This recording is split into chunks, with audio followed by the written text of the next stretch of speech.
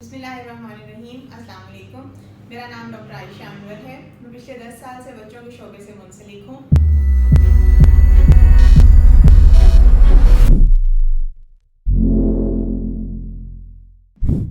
मैं अपनी इवनिंग में प्राइवेट प्रैक्टिस जो है अल-शाफी हॉस्पिटल में और इकराम पॉलीक्लिनिक में कर रही हूँ, और इसके अलावा मॉर्निंग में Mayo hospital, king Edward medical university में अपनी ड्यूटी अंजाम दे रही हूँ। As Pakistan is the developing country, तो यहाँ के जो रहने वाले बच्चे हैं वो के कॉमन हेल्थ इश्यूज़ में जो आ जाते हैं, उनमें सबसे ज़्यादा common diarrhoea, pneumonia, bad nutrition, जिसे हम आम ज़ुबान में बच्चों का सूखापन कहते हैं, या जो आम लोग हैं उसे सोकड़े की बीमारी भी कहते हैं।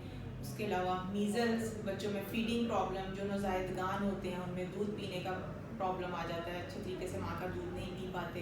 फिर वो बच्चे जो कि कम वज़न के साथ पैदा होते हैं या वक्त से पहले पैदाइश हो जाती है उनकी, उनमें जो दूध पीने का मसाइल आते हैं वो बहुत कॉमन है हमारी सोसाइटी में।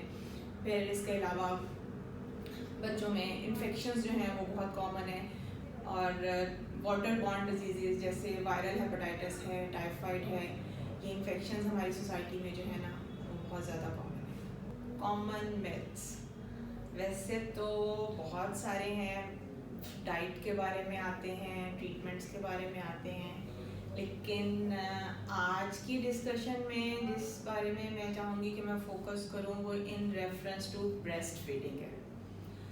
ब्रेस्ट फीडिंग के कुछ पॉइंट्स मैं यहाँ पे आपसे डिस्कस करना चाहूँगी। उसमें से मोस्ट कॉमन कंप्लेंट जो मदर्स लेकर आती हैं या फैमिली की तरफ से आती है वो ये होती है कि मदर फीड करने के बावजूद जो न्यू बॉर्न है, जो बेबी है, वो रोता रहता है, और मदर का ये होता है कि मेरी फीड इनएडिक्वेट है, कि मैंने दूध पिलाया है, बच्चे का पेट नहीं भरा, इसके बावजूद वो रो रहा है। अभी दूध पिलाया था, अभी लिटाया, अभी रोने लग गया। अब इसमें होता क्या है? होता ये है कि देखें, हम अपनी बात दूसरे तक पहुंचाते हैं, हम बात कर सकते हैं, हम जेस्चर दे सकते हैं, लेकिन जो न्यूबॉर्न है उसने अपनी हर चीज़, हर तकलीफ, हर एक्सप्रेशन उसने रो के जाहिर करना है, ठीक है? तो अब अगर लेट्स सपोज उसका पैम्पर जो है वो वेट हो गया है, उसको किसी चीज़ से डिस्कम्फर्ट हो रही है, गर्मी का मौसम है, गर्मी लग रही है, उसकी कैप जो है थोड़ी सी टाइट है, तो उसने अपना हर डिस्कम्फर्ट, अपनी हर फीलिंग, हर डिमांड उसने रो के जाहिर करनी है, तो आप उसको वो चीज़ देखें, ठीक है? पहले इन चीज़ों को देखें, बाद में फीडिंग की तरफ आएँ।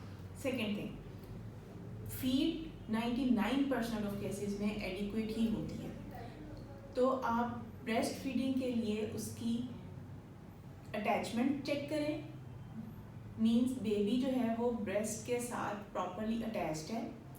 सेकेंड थिंग, मदर ने उसको किस तरह अपनी गोद में लिया हुआ है, जिसे हम पोजीशनिंग कहते हैं।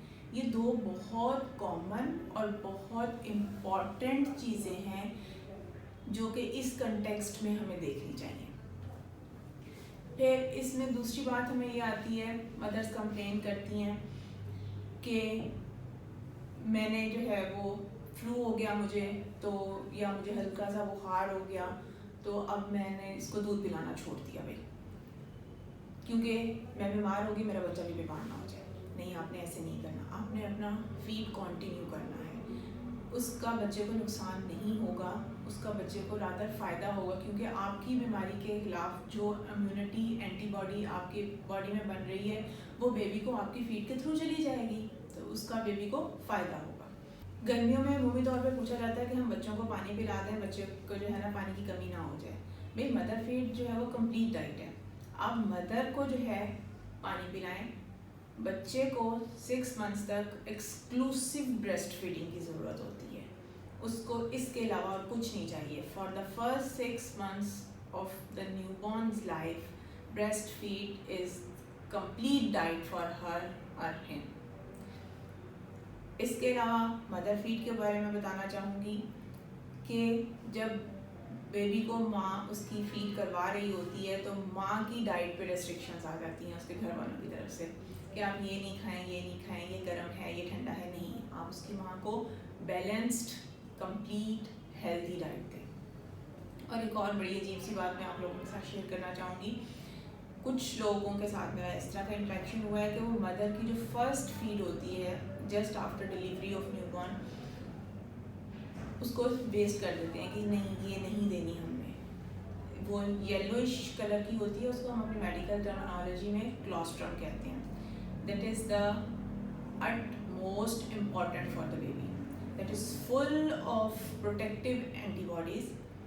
और आप उसको कह लें कि वो बेबी के लिए एक तरह का इम्यूनिटी बूस्टर होता है जो कि उसके लिए बहुत ज़रूरी होता है।